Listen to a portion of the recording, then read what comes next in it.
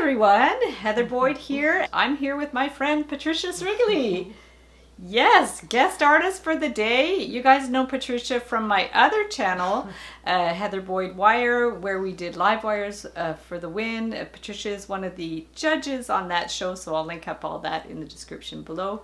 But on the subject of art, Patricia does amazing art, acrylic, collage, sculpture, you name it. Yeah. So tell us what we're going to do today, Patricia. It's an experimental process I was playing around with a few years ago, and I haven't done it for a while, but it's working with acrylic paint and rolling it and using cut paper as resist. So you can make it as complicated as you like. One piece, one layer, different layers, different colors rolling more than once. So it's, it's whatever you like to try, and it's fun to experiment. I'm just going to grab these pictures that Patricia has done in the past. So we have this one. Can you tell us a little bit about this one? Yeah, this one was done with more than one color rolled, and so done with more than one layer. And I even added a few collaged strings and feathers and stuff into it. So yeah, you can even add whatever you want to these pictures. There's the little string there. And then this one. Yeah, this was a more complicated paper cut, but it was only one color rolled. So cool. Yeah. Awesome. So we're going to get started. So the materials you need, they aren't too elaborate. I use these food trays for pouring the acrylic paint, and then just a little hand roller. And if I'm using two colors, I'll have two rollers and two trays. And I do thin the acrylic paint. You can use either a medium or water or a paint thinner. So you can see it's quite thin.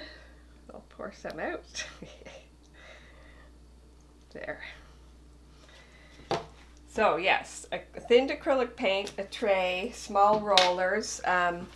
I roll on glass, and I've discovered if I keep the glass in a frame, this one is upside down with edges, then I have no trouble aligning my paper because it fits right in there. So once I've rolled and put the paper cut on here, and so the paper cuts I've done for today, I've done a few.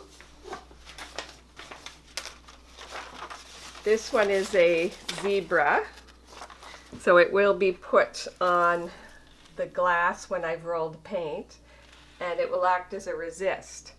The thicker the paper you use, the less clean the paint edges will be. So if you want a really clean edge, use a thin paper. If you want a little softer edge, use a thicker paper. This is actually the cover of a magazine. So it's nice and waxy, which will make it strong. It won't fall apart with the paint. And it's a little bit thicker than a print white paper. And the other thing that's fun is if you take a paper and fold it, and then I just cut. There's nothing drawn. I just start cutting, and I find this is fun to make little mask-like faces. And those will work well too. I could just show you, like, you know where the mouth is, so you just cut, and maybe the nose is here, and we can get a little fancy. Can get, so it's just very simple cutting. And if you don't want a section removed, just cut into it. Here, we can give this guy a really big eye.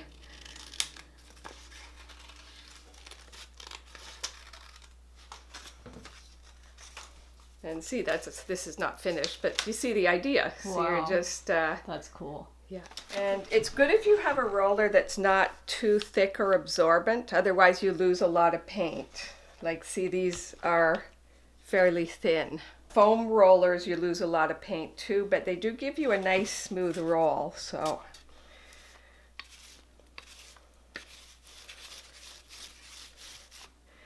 And you have to play around a bit to get the right amount of paint. You don't want it too your paint too thick on the roller, and you don't want it too thin on the roller. After you do this a few times, you get the feel of what feels like the right amount of paint.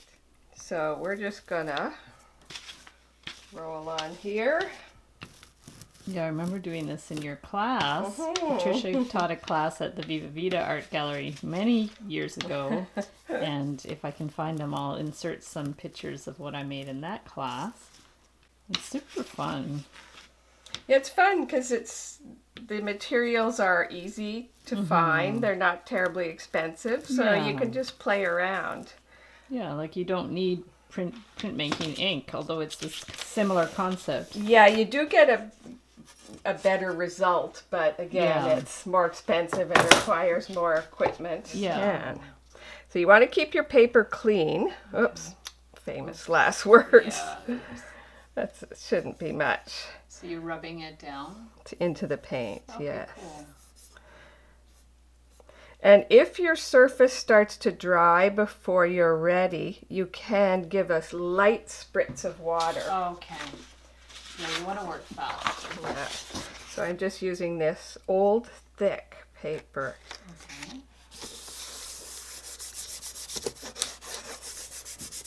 This is just a white paper? Yeah. It's a very thick one, though. I found it in someone's old supplies. Oh, wow. It's way thicker than the print, your standard print papers today. Yeah. So where you have little edges, you do need to push into them to make sure the paper touches. Okay. And you can sort of see through it, which is good. Yeah. Right. Let's lift this out and see the result. I'm just going to do it this way. So you just want to use a thicker paper. Like you wouldn't use computer paper. I have used computer paper. Okay. Yeah.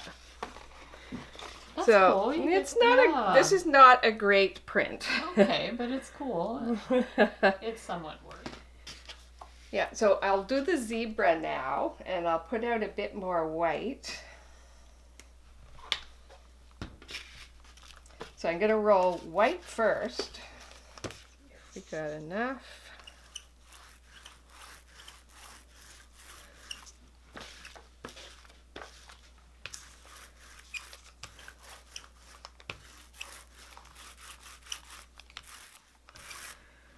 Okay, so now we'll put the zebra.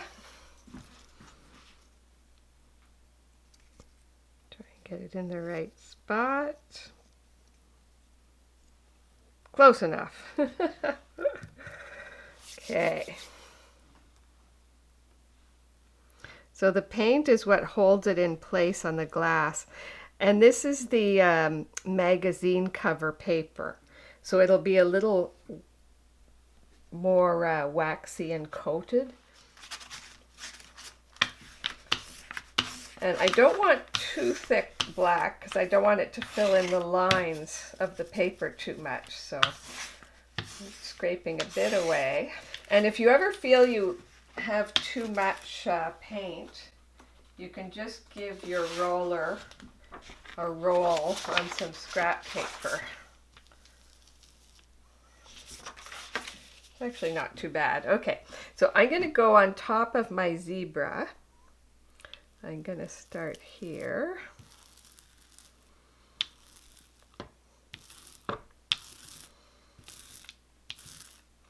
And because this is a thicker paper, we should get edges around where the paper is. And I'm just giving a nice even gray. I'm going to get a bit more black.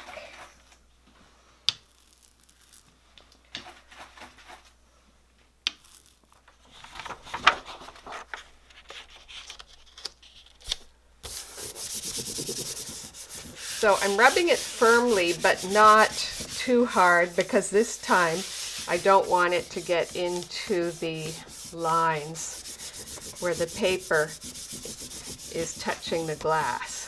So we're hopefully going to get nice edges there. I'm going to peek.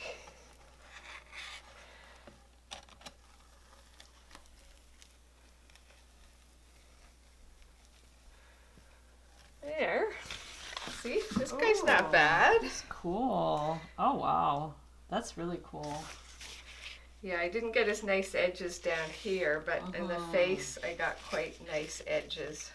Sometimes when I'm doing this project, I'll end up with like 40 pages. And I've even cut one picture and put it on top of another and got some really nice collage effects by using layers.